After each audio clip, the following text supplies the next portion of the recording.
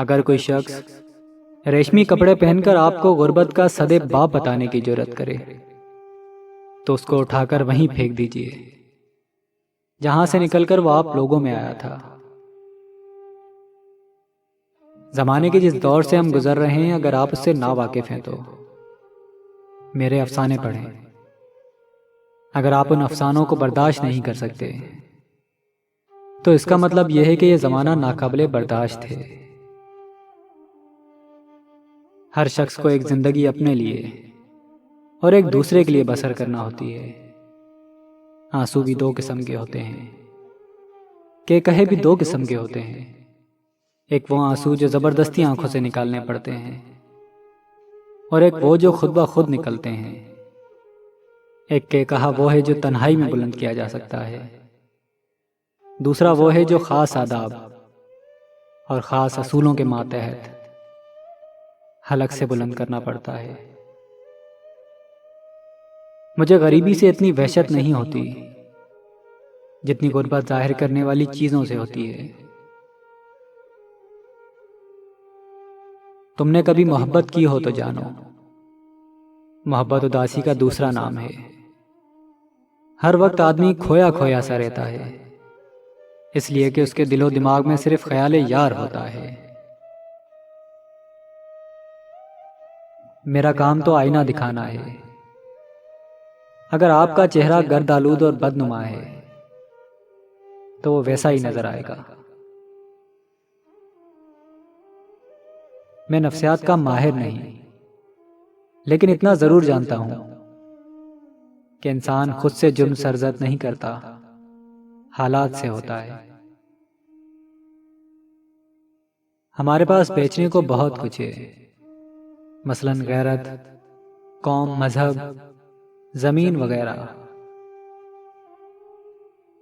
میں تم سے بارہا کہہ چکا ہوں کہ میں نے ایسی فضا میں پرورش پائی ہے جہاں آزادی گفتار اور آزادی خیال بہت بڑی بدتمیزی تصور کیا جاتا ہے، جہاں سچی بات کہنے والا بے ادب سمجھا جاتا ہے، جہاں اپنی خواہشات کا دبانا بہت بڑا ثواب خیال کیا جاتا ہے۔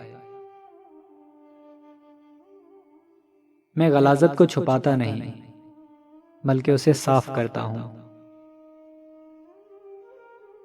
جس شاعر کی ساری عمر کوٹھوں اور شراب میں گزری ہو، موت کے بعد حضرت مولانا اور رحمت اللہ تعالی علیہ بنا دیا جاتا ہے۔ میں ایک ایسے معاشرے میں رہتا ہوں جہاں بڑے گھر میں چھوٹے لوگ اور چھوٹے گھر میں بڑے لوگ رہتے ہیں۔ حضرات، یہ جسم فروشی بھی ضروری ہے۔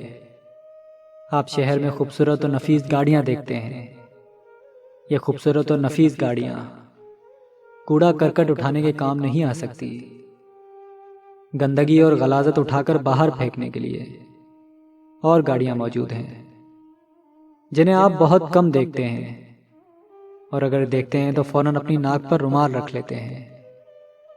ان گاڑیوں کا وجود ضروری ہے، اور ان عورتوں کا وجود بھی ضروری ہے جو آپ کی غلاظت اٹھاتی ہیں، اور یہ عورتیں نہ ہوتی تو ہمارے سب گلی کوچے مردوں کی غلیظ حرکات سے بھرے ہوتے۔ ہو سکتا ہے کہ میرے ہم مذہب مجھے شہید کہتے ہوں، لیکن خدا کی قسم اگر ممکن ہوتا تو میں قبر پھاڑ کر چلانا شروع کر دیتا۔ مجھے شہادت کا یہ رتبہ قبول نہیں، مجھے ڈگری نہیں چاہیے جس کا امتحان میں نے دیا ہی نہیں۔ شراب، افیم، چرس، تمباکو کا استعمال اس لیے نہیں ہوتا کہ یہ چیزیں فرد کا سامان مہیا کرتی ہیں، بلکہ ان کا استعمال اس لیے کیا جاتا ہے کہ ضمیر کے مطالبات سے خود کو چھپا لیا جائے۔ سب سے بڑا مسئلہ، یعنی تمام مسئلوں کا باپ اس وقت پیدا ہوا تھا جب آدم نے بھوک محسوس کی تھی۔ ہر شخص، خواہ بڑا ہو یا چھوٹا، اپنی زندگی میں کوئی نہ کوئی ایسی حرکت ضرور کرتا ہے جس پر وہ تمام عمر نادم رہتا ہے۔ اگر آپ کی زندگی درد کے بغیر گزری ہے تو آپ ابھی تک پیدا ہی نہیں ہوئے۔ حادثے بھی یوں آتے ہیں جیسے ربڑ کے اڑتے ہوئے غبارے، جن سے کھیلنے کو جی چاہتا ہے۔ اچھی یادوں کو دل میں ہی رکھنا چاہیے، ان سے لوگوں کو کوئی غرض نہیں ہوتی۔ آئینے سے مجھے نفرت ہے، اس میں اصل شکل نظر نہیں آتی۔ لعنت بھیجو ایسی واحد چیز پر۔ جب آئینہ نہیں تھا تو لوگ خوبصورت تھے، اب آئینہ موجود ہے مگر لوگ خوبصورت نہیں رہے۔